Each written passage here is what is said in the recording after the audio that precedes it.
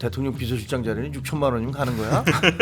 그런 생각이 들잖아요. 홍보 담당하는 건 뭐 그 시계 하나 사주면 되는 거야? 3,500짜리 시계. 이런 생각이 드는데 몇십억을 줘도 말이 안 된다고 해야 되는 거 아니에요. 그런 걸 가져와서 뭘 부탁을 하면 저 사람 출입시키지 마라고 얘기를 해야 되는 게 맞는 거 아닙니까? 주변에 굉장히 허접한 사람들을 썼더라고요. 정상적인 루트로 정상적으로 검증받은 사람들에 의해서 조언을 받는 게 아니고 자기가 그 이전에 그냥 개인적으로 맺어왔던 인간관계 그 사람들의 얘기를 들으면서 국정을 결정을 했다는 심증이 되게 많이 가요.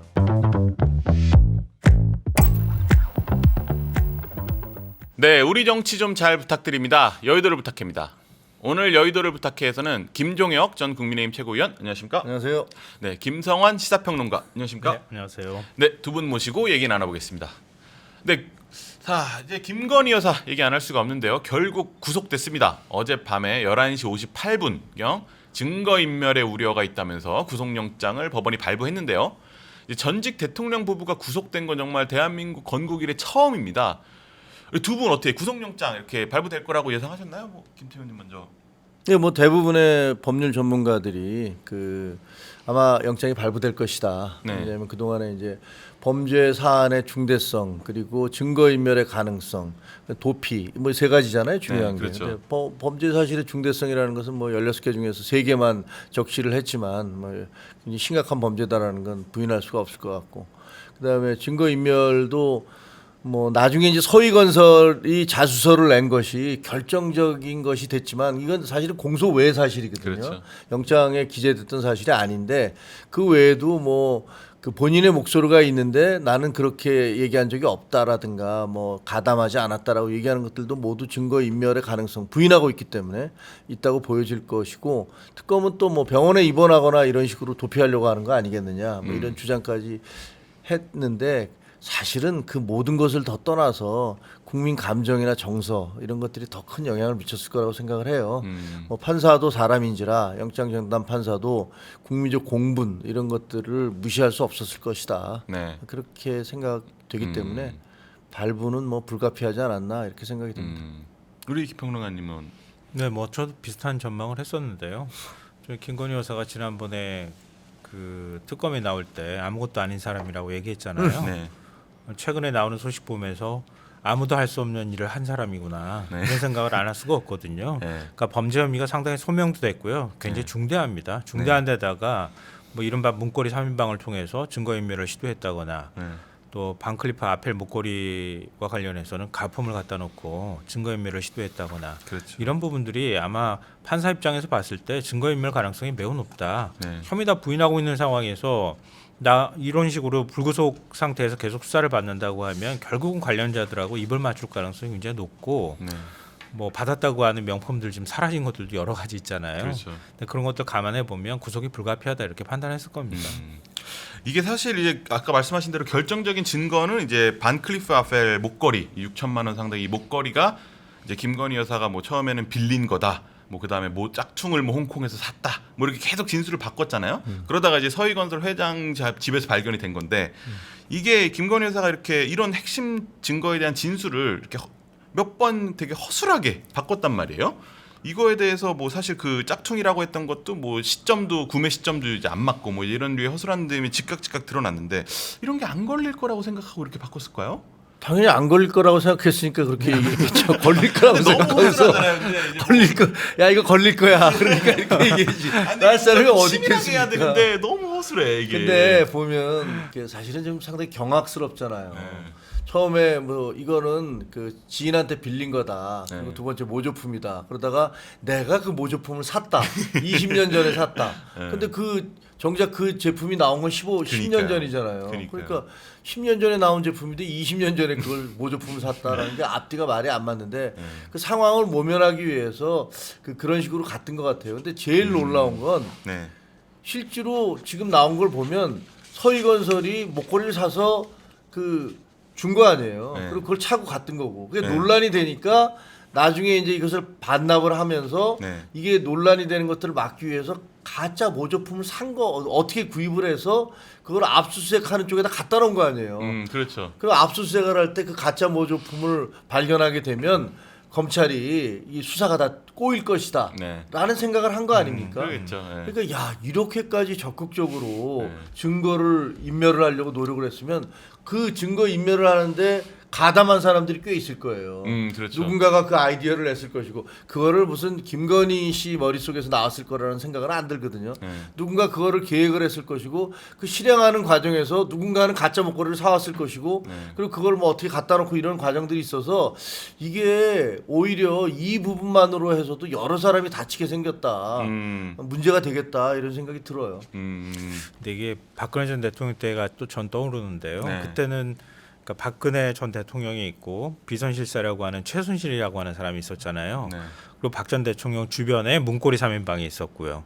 박 전 대통령이 어떻게 사는지 도대체 누구하고 무슨 얘기를 하는지 당시 지금 이제 국민의힘 의원들도 하나도 몰랐다 그러잖아요. 그렇죠. 최순실이라는 사람이 있었던 게 맞긴 맞아? 이렇게 전부 다 경악하고 놀랬단 말이에요. 그러니까 아주 극히 일부분의 사람들만 공유하는 사실을 만들게 되면 그런 현상이 나오는 거예요. 제가 볼 땐 김건희 여사도 똑같이 문고리 3인방이나 코바나 컨텐츠 시절부터 같이 했던 사람들하고 그 사람들만 공유하는 뭔가의 사실을 갖고 있었던 거고요. 그 외에 예를 들면 뭔가의 관여를 국정에 관여하는 거는 백연머리를 같이 하는 윤석열 전 대통령하고 한테 얘기하는 거고요. 자기가 한 행위를 다 얘기하지는 않았을 거라고 보거든요.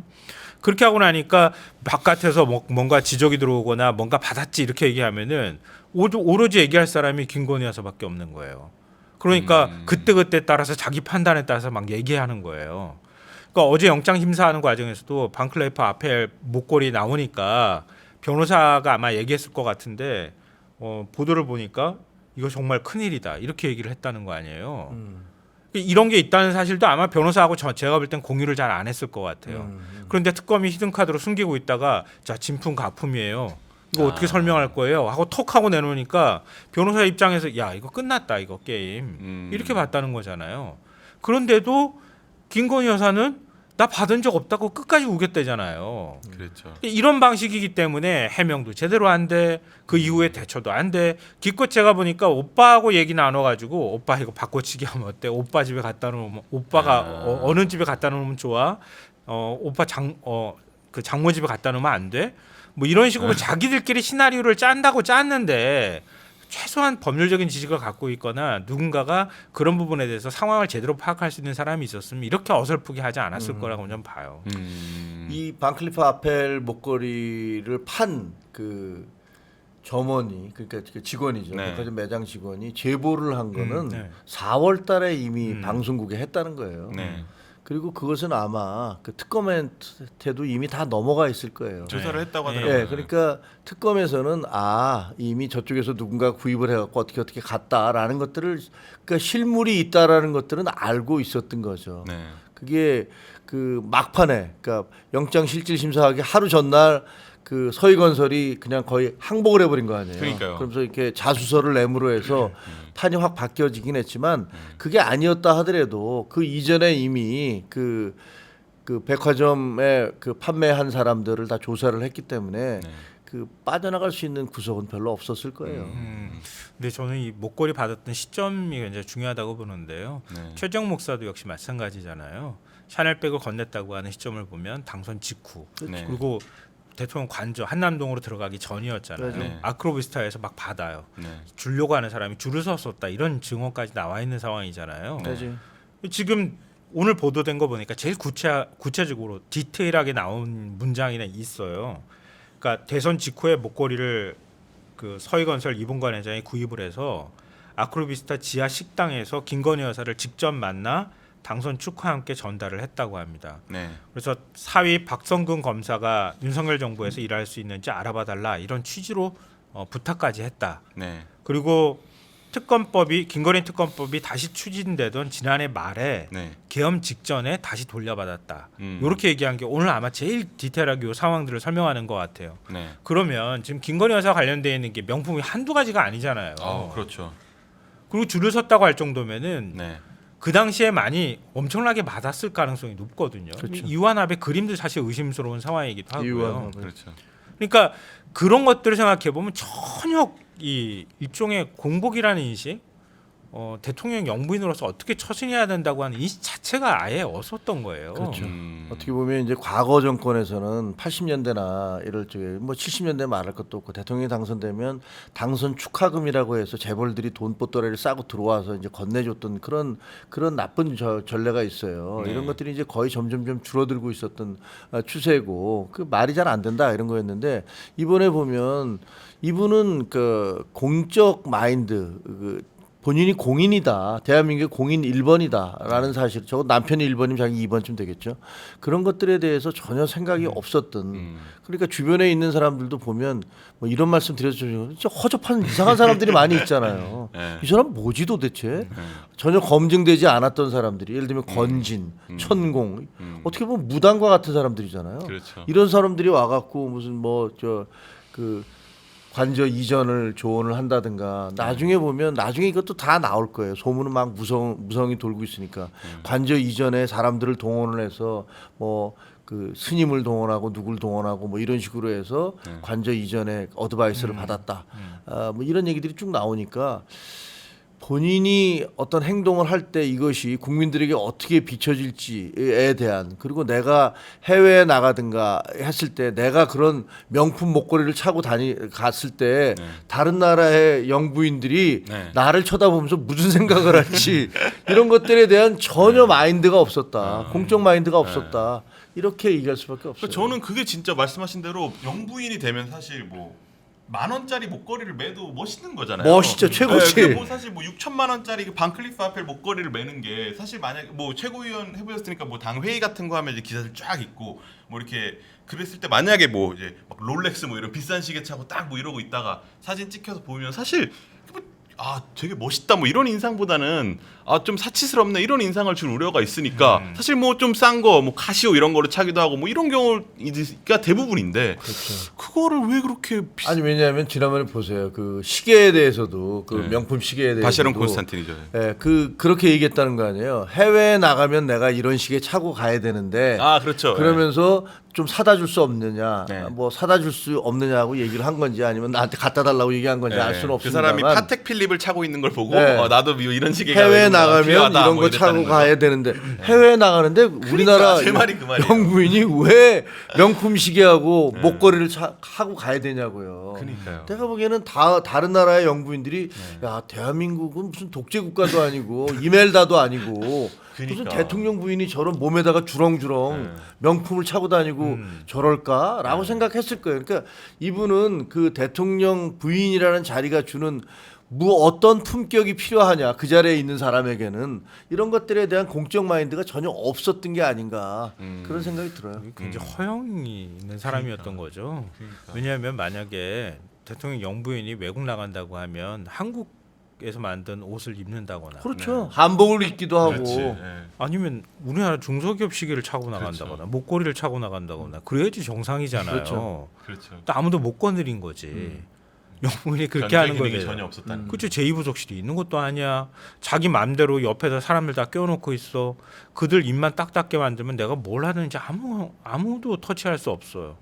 그렇죠. 근데 윤석열 전 대통령이라는 사람은 그런 거 만약에 왜 대통령 귀에 그게 얘기가 안 들어갔겠어요. 당연히 들어가지.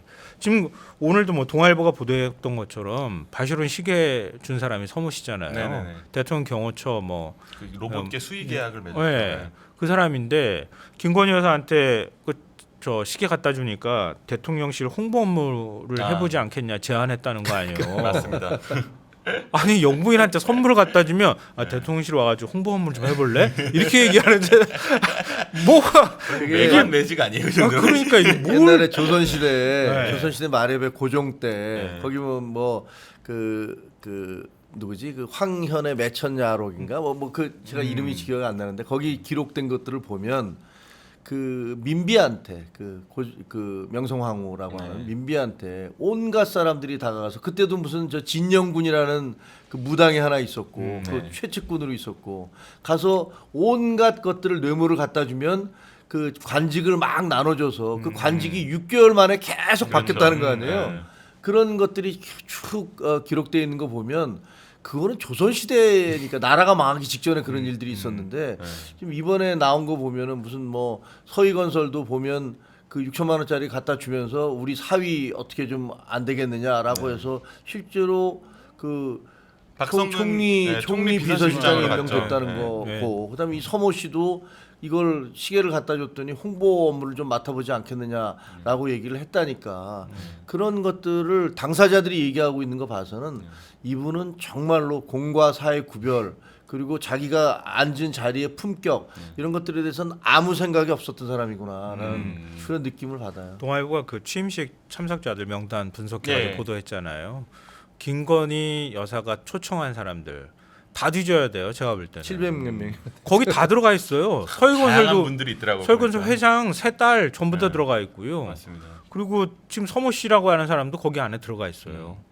그러니까 누구한테 얼마나 뭘 했는지를 아무도 알 수가 없어요 지금. 근데 당협위원장들이나 이런 사람들 있잖아요. 실제로 선거 때 열심히 네. 뛴 사람들 네. 초청 못 받았거든요. 맞아요. 그때 제가 기억이 나요. 네, 그리고 많은 정말로 마땅히 초청 받아야 될 사람들이 초청을 못 받았어요. 그리고 나중에 보니까 온갖 법사 무슨 뭐 무당 뭐 온갖 사람들이 다 거기 초청을 받은 거 아니에요. 그러니까 야 이게 그 장면을 그 사진을 이렇게 쭉 이렇게 찍어서 만약에 본다면 그걸 보면서 이 사람들의 대통령 부부의 어떤 몇 년 뒤의 운명 이런 것들이 그 사진 하나에 이미 박혀 있는 거라고 생각이 되어져요. 그때 이미 결정됐구나. 저런 사람들을 주변에다 줄줄이 불러다가 앉혀놓고 네. 사적 채널로 공적 채널을 무력화시킨 저런 것들이 결국은 그 부부의 운명을 예언하는 것이 아니었나 이런 생각이 들어요. 그러니까 뭐 근본적으로는 윤석열 전 대통령이 그걸 끊지 못했다고 하는 그 책임이 사실 그렇죠. 더 크다고 윤석열 볼수 대통령이 제일 있는데요. 잘못한 거죠. 네. 그러니까 앞으로 제가 볼 때는요. 대한민국 국민들이 명품 공부해야 돼요. 그러니까요. 지금 특검이 그때 나토에 참석할 때 그때 브로치하고 그다음에 팔찌도 꼈잖아요. 네. 뭐 1,500만 원대 까르띠에 팔찌, 음. 2,000만 원대 티파니 브로치. 네. 이것도 지금 추적하고 있다는 거예요. 이것 말고도 아마 제가 볼 땐 더 나올 것 같아요. 그러니까요. 이게 사실 서희건설 회장의 세 딸이 사위가 모두 판검사인 거는 뭐 맞아요. 유명하잖아요. 네. 네. 첫- 검사, 아니, 막내딸은 아예 검사, 검사, 판사. 막내딸은 아예 검사더라고요. 네, 만약 딸은 본인도 검사죠. 검사고. 본인도 검사죠. 네. 그래서 이제 뭐 근데 사실 저는 좀 약간 의아했던 게 이게 6천만 원짜리 목걸이를 주고 뭐 요청을 한 게 뭐 이제 차회장 자기가 하는 뭐 조찬 기도회에 와달라 그리고 뭐 이제 자기 사위들 뭐 인사 좀 잘 봐달라 뭐 이런 류의 뭐 여러 청탁들이 들어가는데 그거 6천만 원짜리 하나 주고 뭐 이런 여러 청탁을 하기에 한 거 치고는 아 이거 너무 싸게 먹히는데 약간 뭐 이제 이런 생각도 들고 더 했을 수도 있지 않나 뭐 이런 생각도 들긴 하더라고요. 무지하게 허접하죠. 진짜로. 근데 나중에 그 관저 이전 과정이나 이런 것들을 나중에 다 드러나겠지만 그것도 되게 허접해요. 그러니까 주변에 굉장히 허접한 사람들을 썼더라고요.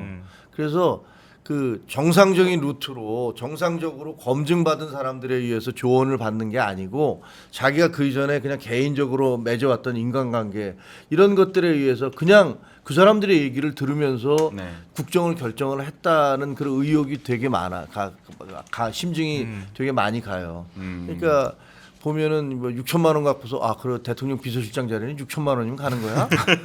그런 생각이 들잖아요. 그러니까요. 어? 그러니까요. 그리고 뭐 홍보 담당하는 건 뭐 그 시계 하나 사주면 되는 거야. 3,500짜리 시계. 이런 생각이 드는데 이것이 아까 뭐 말씀드렸던 대로 이 공인의식의 부재, 그게 몇십억을 줘도 말이 안 된다고 해야 되는 거 아니에요. 그런 걸 가져와서 뭐 뭘 부탁을 하면 저 사람 출입시키지 마라고 얘기를 해야 되는 게 맞는 거 아닙니까? 대통령이 됐는데 대통령 부인이 됐는데 근데 그런 것들을 전혀 가리지 않고 뭐 함부로 했던 그에 대한 인과응보 그것을 지금 받고 있다라는 생각이 들어요. 왜 이런 걸 중간에 못 끊었을까? 그런 걸 이제 뒤늦게 국민의힘 쪽 의원들 좀 그 후회할 것 같고요. 네. 장관이나 이런 사람들도 아마 그런 생각들을 할 거라고 보거든요. 그러니까 윤석열 전 대통령은 이미 김건희 여사라는 사람한테 결국 빚졌다고 하는 인식을 갖고 있거나 본인 말로는 패밀리 비즈니스를 하고 있다고 생각했던 거잖아요.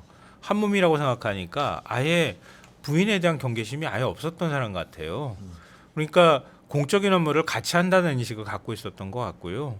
그리고 지금 박정훈 검사 얘기 나왔던 것처럼 국무총리 비서실장을 넣었는데 대통령이 딱 한 사람 이력서 한덕수 국무총리한테 보냈더라. 한 전 총리가 자기 입으로 얘기를 했잖아요.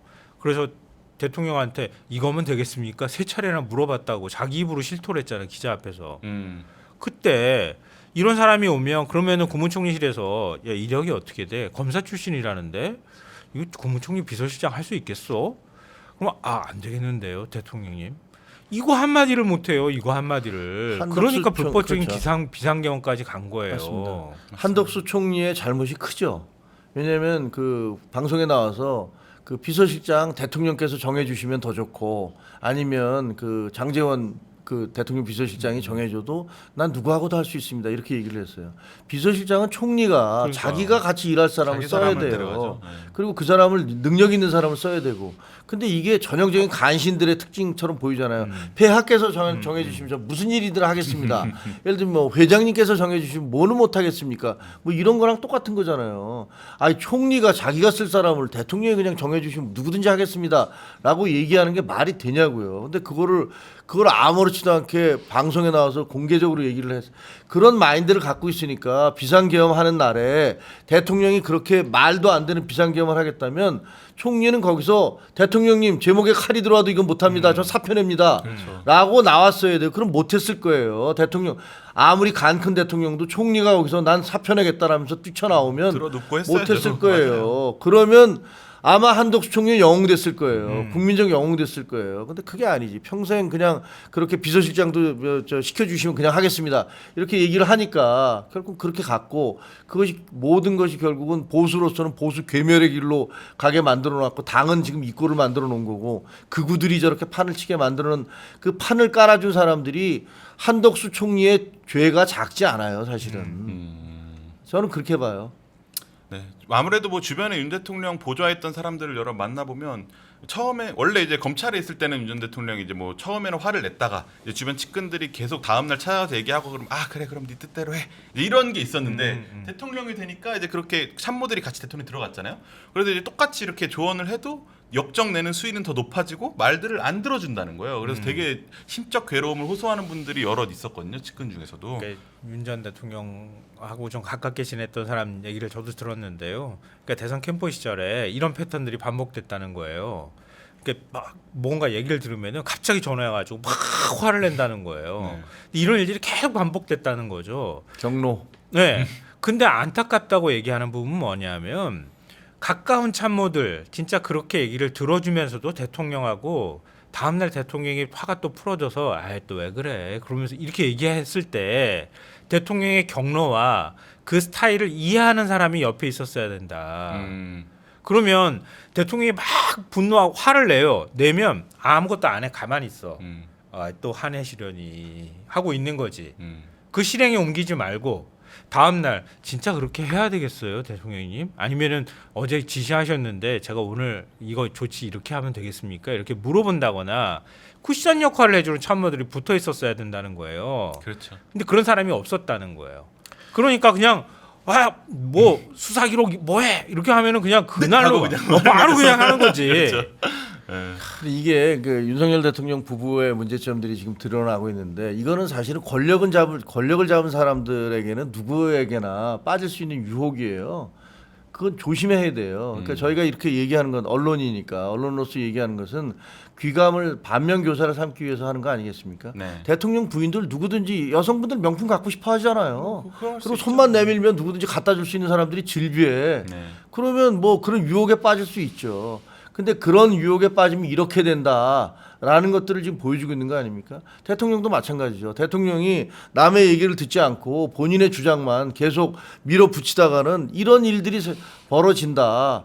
이런 것들을 반면교사로 보여주고 있는 거예요. 그래서 사실은 뭐 지금 이재명 대통령 처음에 이렇게 대통령 되셔서 잘 나가고 있지만 이재명 대통령이나 김혜경 여사나 사실 이런 것들을 보면서 이거는 귀감으로 삼아야 돼요. 이거 우리는 절대로 저런 길을 걸으면 안 되겠다. 네. 저 반대의 길을 걸어야겠다. 우리는 공적 마인드가 뭔지를 생각을 해야 되고 그리고 우리 주변에서 아첨하는 사람들이나 일방적으로 우리를 컨트롤하는 사람들로부터 벗어나서 정말 국민을 생각해야 된다라는 그런 뭐랄까 교훈을 얻으시기를 바랍니다.